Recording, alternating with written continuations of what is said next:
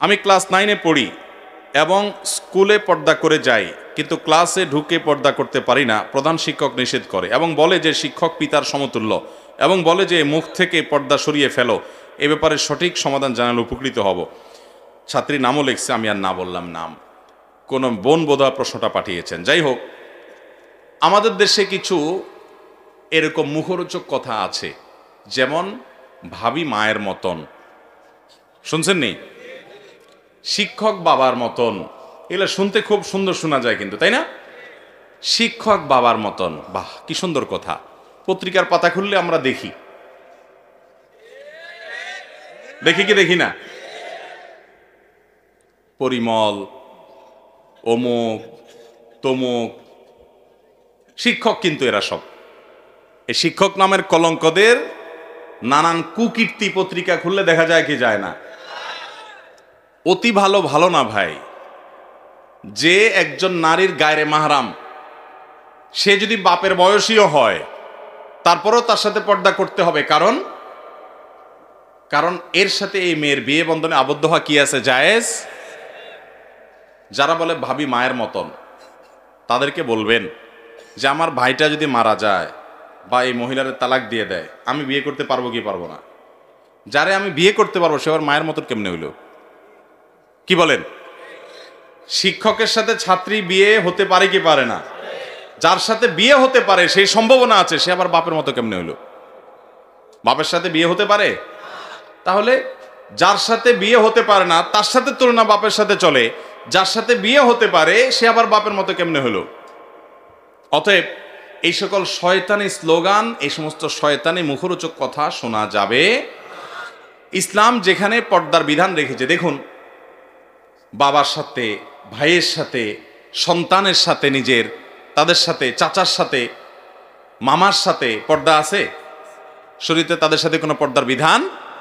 আপন মামার সাথে, আপন চাচার সাথে, আপন ভাইয়ের সাথে, নিজের সন্তানের সাথে, নিজের বাবার সাথে একজন মেয়ের কি পর্দা করতে হয়?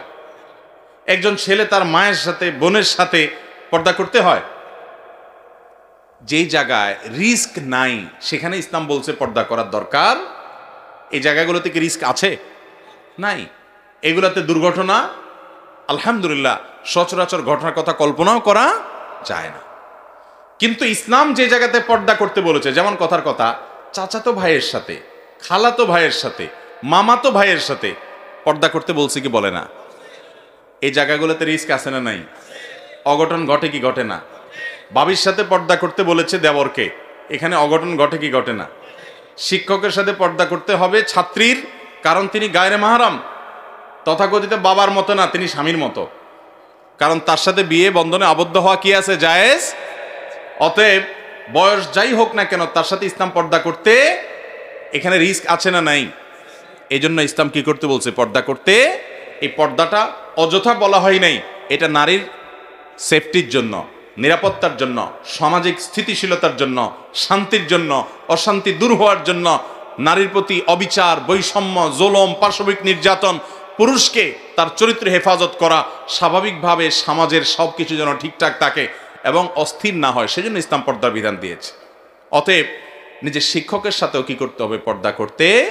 একজন মানুষ যদি বাবার বয়সী হয়, তো নবী সাল্লাল্লাহু আলাইহি ওয়াসাল্লামের হাদিস তো আছে যে বড়কে সম্মান করে না সে আমার উম্মত না। তাকে আপনি সম্মান করেন, কিন্তু তাই বলে পর্দা খুলে না। যে শিক্ষা প্রতিষ্ঠান পর্দা করতে বাধা সৃষ্টি করে সে শিক্ষা প্রতিষ্ঠানে পড়ারই দরকার নাই, জায়েজ নাই। এবং আমাদের সাংবিধানিক অধিকার, প্রতিটা মানুষ তার ধর্ম পালন করতে পারবে। সেই অনুযায়ী কোনো মেয়ে, কোনো ছেলে যদি তার দিন পালনে অসুবিধা তৈরি করার কোনো শিক্ষা প্রতিষ্ঠান, তাহলে সেই শিক্ষা প্রতিষ্ঠান সংবিধান লঙ্ঘন করছে। বিধায় সেই অজুহাত দিয়ে একজন মানুষ, একজন মুসলমান ইসলামের বিধিবিধান, আল্লাহর আদেশ নিষেধ পরিহার করবে না। আল্লাহ আমাদেরকে বোঝার তৌফিক দান করুন।